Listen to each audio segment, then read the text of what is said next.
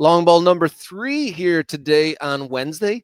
A new winner of the U.S. Open Cup will be crowned this evening. Austin and Nashville to clash this evening in the 2025 iteration of the U.S. Open Cup. Yeah, it's a big deal. We should celebrate this. I will say, I wish it was happening on a Saturday, Rob. I wish this was happening on a weekend. I wish we were doing the showpiece thing that the English do with their FA Cup final. That would be better. I don't know that we need a neutral venue. I'm fine with this being in the home venue of one of the teams because of the way this works, travel and those kind of things in America. But it would be nice if this was given, its own platform, its own stage on a Saturday afternoon. Now, I wanted to share this. I saw this on socials. This is, I guess, Austin commissioned Joel Corral to write or to do a poster. My kid is very into art, so this is the kind of thing that I think he would create. So I like the vibes of this. Obviously, one of the connections between Austin and Nashville is the music culture that they share. There's a little bit of I'm not a huge country music guy, Rob. I don't know if you are, No. but I do know that Nashville is the commercial home of country music. It's always been the home of country music, Grand Ole Opry, and all that stuff. And Austin is more like the home of outlaw country vibes. Willie Nelson and some of those other artists more based out of Austin. So I thought that was cool. I mean, as you said, a first time champion. That's always fun. This has been a good tournament. I don't know that it's my favorite iteration of the Open Cup, but it has been interesting. That first couple rounds when the pro teams drop down is always kind of like the highlight for the most part. For me, I would say the highlight of this iteration was seeing the first clash between the Chattanooga sides. Chattanooga versus Chattanooga Red Wolves was a spicy affair. They went hammer and tongue. The whole stadium packed to the rafters. Commenters were saying at the time that was one of the biggest gatherings they could recall of the community in Chattanooga. And there was even like a pitch invasion at the end when the Red Wolves won. I think didn't someone try to plant the flag in an artificial surface? We talked about that. Yeah, we talked about we had pictures. My apologies. We had pictures for of the flag planting, and I think we even interviewed or maybe talked to somebody around all that at the time. That's probably the highlight of the tournament. You're right. It was that derby match between the two Chattanooga sides who otherwise won't play each other because they play in different leagues. I'm trying to remember. I mean, look, we love upsets. We love Cinderella stories. This one gave us a couple of moments, but didn't quite have the vibes of, say, Sacramento making a final or anything like that, or an amateur side taking down a professional side. I don't think we got one of those this year. No, I don't think we did. To get here, Nashville beat Philadelphia 3-1 in the semifinal. Previous to that, in the quarters, beat DC, Orlando, and the Chattanooga Red Wolves to start. And then on the other side, Austin beat Minnesota in the semi, San Jose in the quarters, Houston earlier than that, and then El Paso. So there was a MLS versus a USL side, Austin taking out El Paso in a previous round. But, you were saying that you wish that it was on a platform, maybe its own window on a weekend game, kind of give it a bit of a platform, some prestige.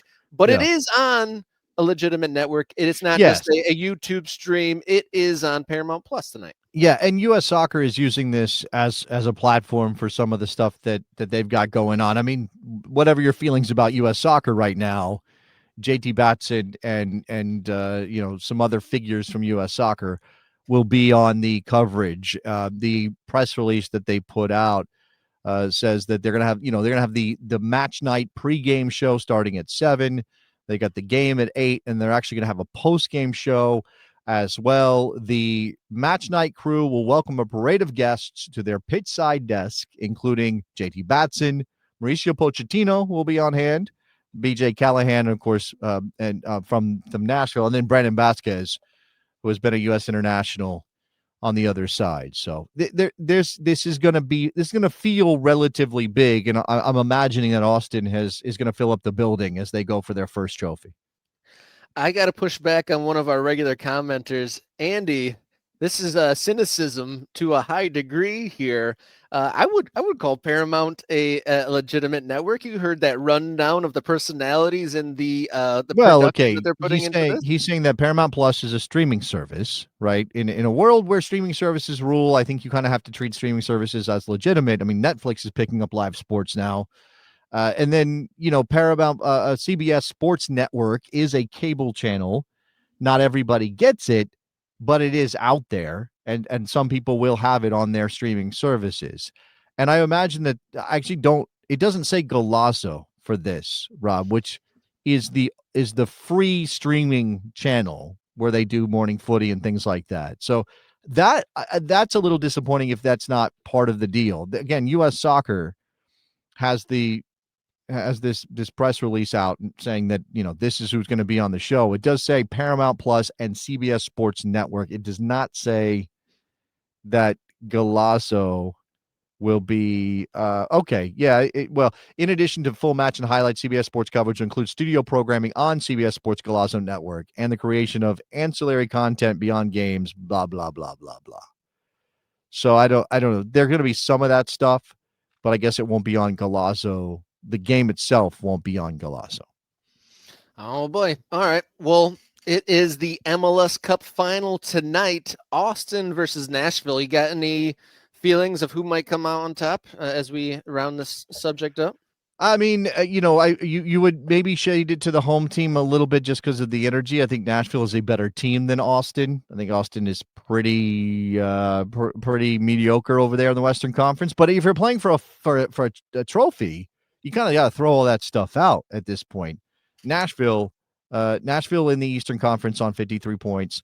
Austin in the Western Conference on 44. They're both in the same position. It tells you the difference between the East and the West. They're both in sixth place at the moment. So they're going to be both be playoff teams. I just think you would say with the firepower of Hani Mukhtar and Sam Surridge, you would again probably give the edge to Nashville over Austin on that side of the ball. But we shall see. Brad Stuver has been a hero before. So it could be one of those nights for him as well. We have a great guest waiting in the wings before we get to our hot topic of the day. If you're watching this now, haven't hit subscribe, do so now. Doesn't cost you a darn thing. Helps the channel incredibly. Tell a friend if you already have. Those help as well. Become an MK Ultra, a channel member. You just hit the button at the bottom to become a member, and $3.99 a month. You get priority commenting on live streams. You get bonus content, early access to videos, and access to the Morning Kick Around Discord server, a place for great conversation and suggestions for the show. We got threads on local soccer, MLS, pro rel conversations, USL, national teams, and much, much more. So become a MK Ultra or tell your friends, family, and acquaintances to do the same.